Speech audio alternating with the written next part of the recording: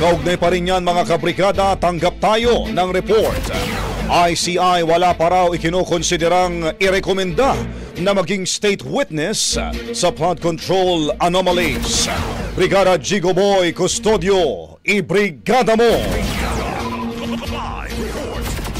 Bagamat may ilan ang isinasangkot sa maanumalyang flood control projects ang humarap sa pagdinig ng Independent Commission for Infrastructure, sinabi ng ICI na wala pa rin silang ikinukonsideran rekomenda bilang state witness.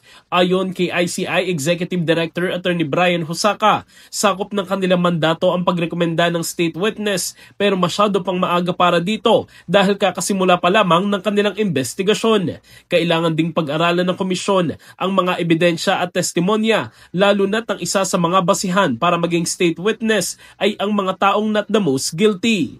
Right now, wala pa ho sa in a way sa within the horizon ng ICI kasi sa ngayon po kailangan po namin muna tingnan lahat ng mga facts, evidence, or even ng mga testimony ng mga tao. Dahil meron po tayong mga guidelines dyan. So, titingnan natin lahat ng mga elementong yan.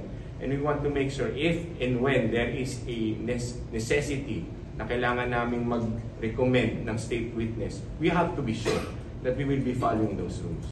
Sa usapin naman kung pwede ba maging state witness, si dating House Speaker Martin Romualdez, sabi ng ICI, wala silang ganong plano. Wala akong alam na ganong plano or ganong plano or intent by the DOJ because DOJ naman na mag-decide dyan. But definitely, I don't know, or the ICI doesn't know about that.